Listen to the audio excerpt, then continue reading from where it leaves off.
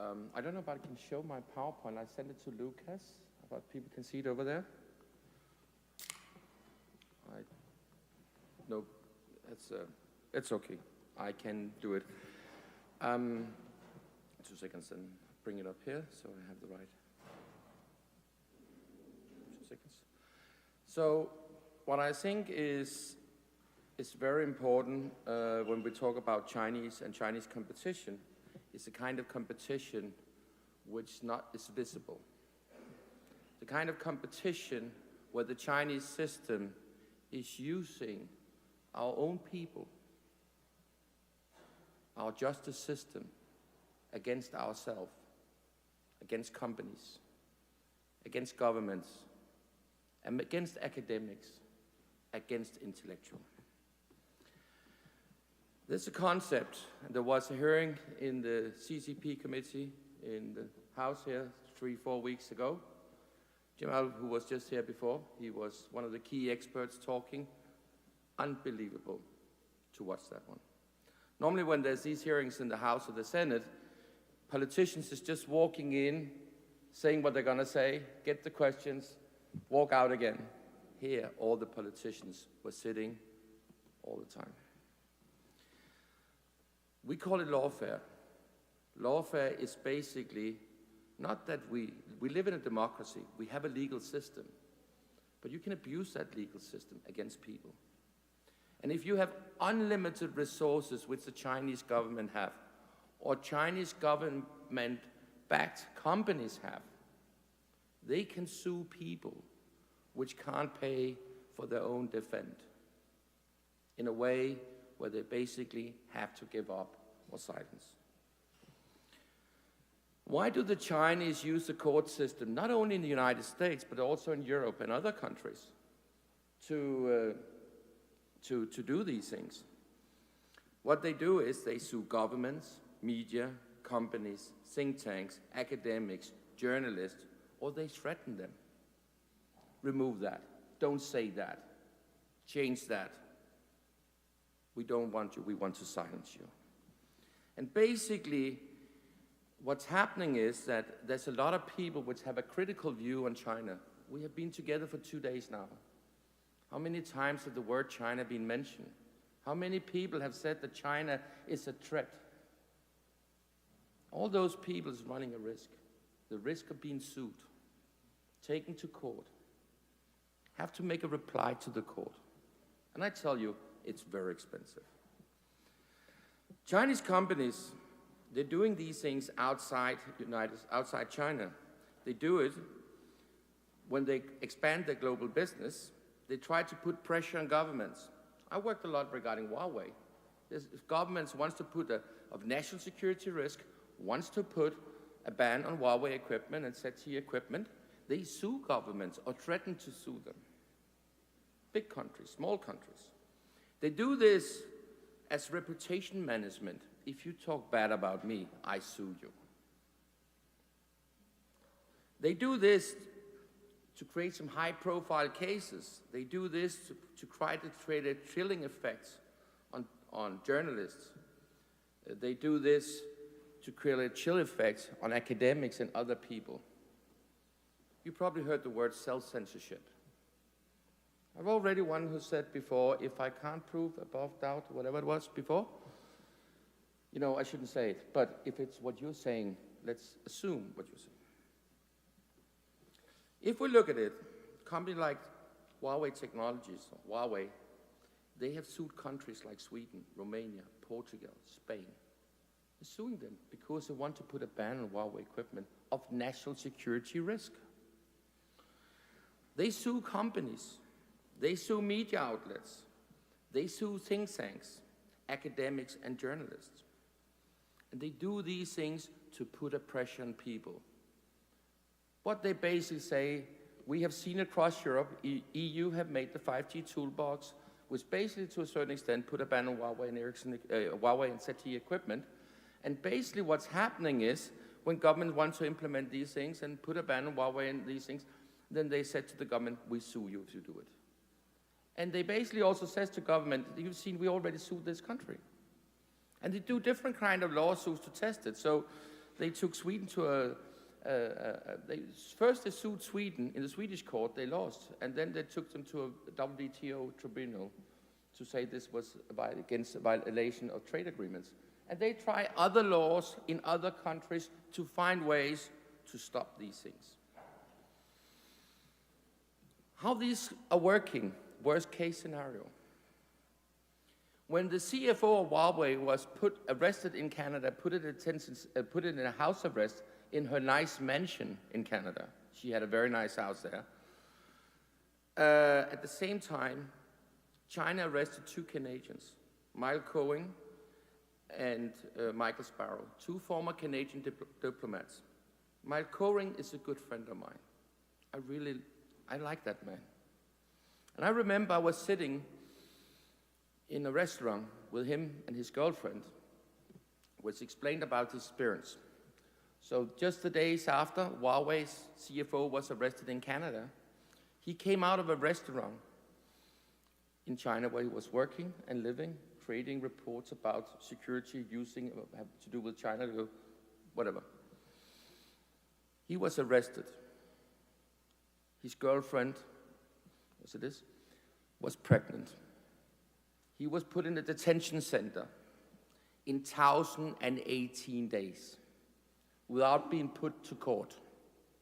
When he came out, his daughter was 2.5 years old. That was the first time he saw his daughter.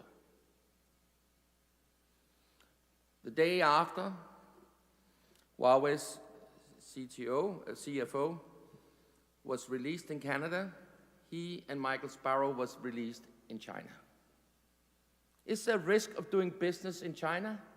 Yes.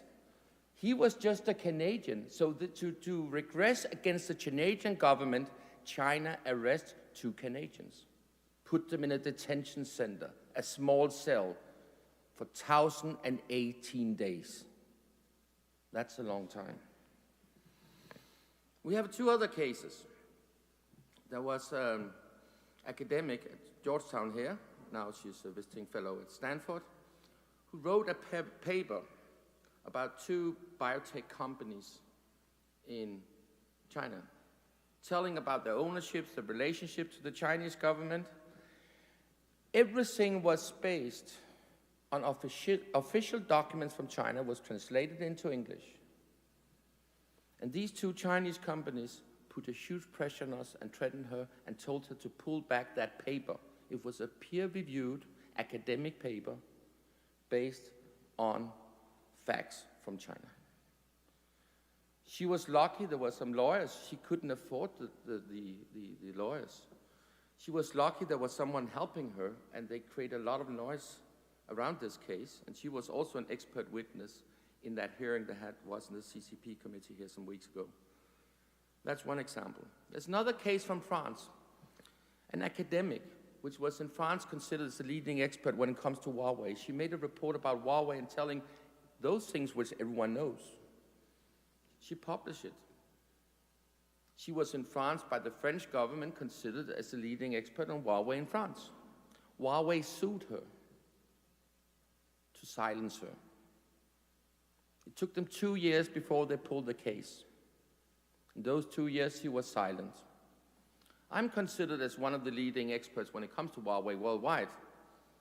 When I send an email to her today, she don't reply to it. So I write an email to her and say, can we exchange information, knowledge? I want to talk to you. Can you tell me about your case? She don't reply. When some of her best friends sends an email to her and introduce me to her, she don't reply.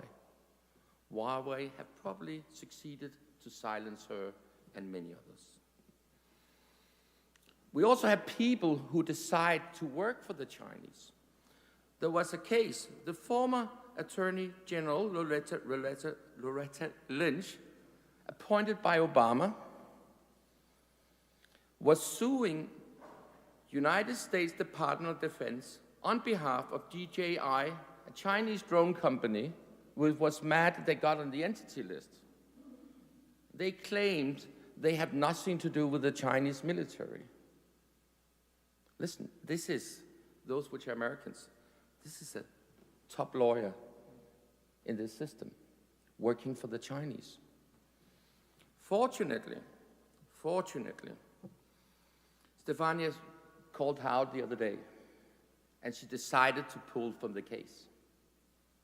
We need to go out and tell who's working for the Chinese, helping to attack the government, and similar.